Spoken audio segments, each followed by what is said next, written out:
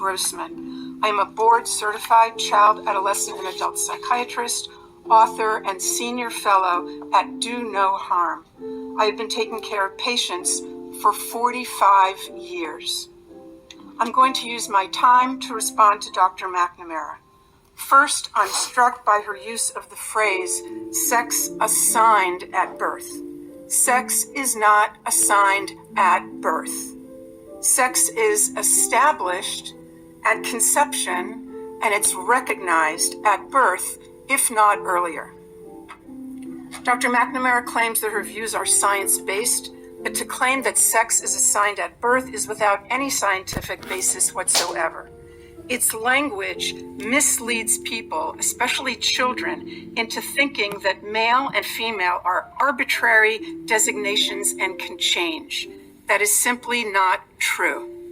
Dr. McNamara claims that social and medical interventions are the only evidence-based treatment and that scientific evidence shows it is life-saving.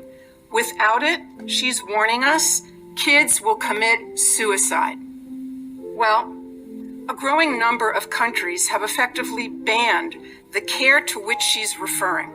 And thank God there's been no wave of suicides or other mental health catastrophes. Except in 3 America. years ago, Finland placed strict limitations on medical interventions for minors. Sweden did the same thing after a 14-year-old girl was found to have osteoporosis and spinal fractures from puberty blockers. An investigation concluded, Only in America. quote, the risks of Is it anti-puberty allowed? and hormone treatment for those under 18 currently outweigh the possible benefits.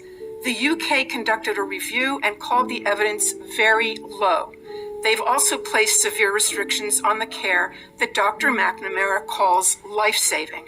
Norway also analyzed the data and has made similar changes in policy.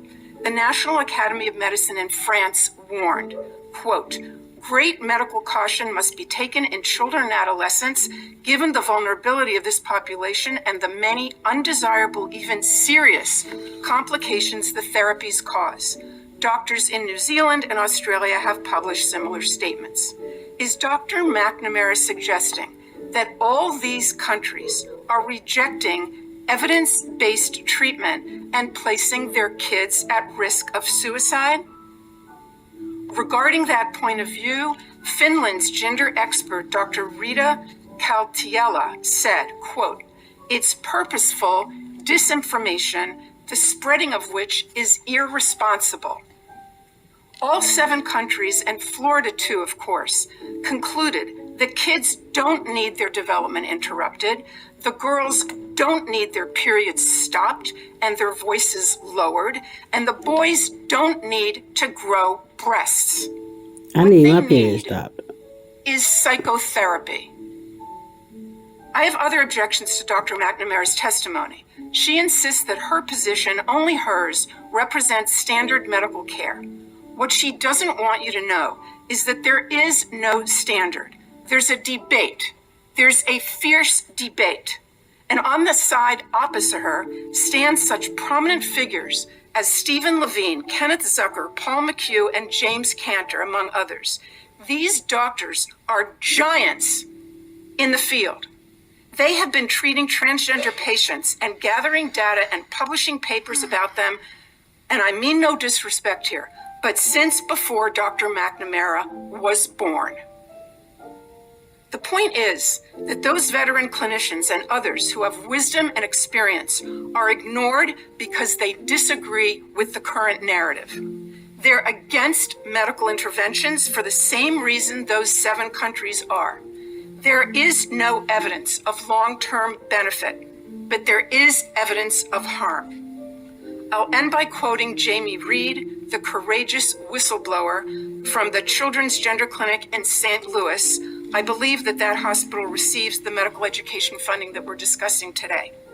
She said that doctors at that clinic said, we are building the plane while we are flying it. We are building the plane while we are flying it. That's how they described the treatment at their gender clinic. Wow. Our precious tax dollars should not support such a perilous experiment. Thank you.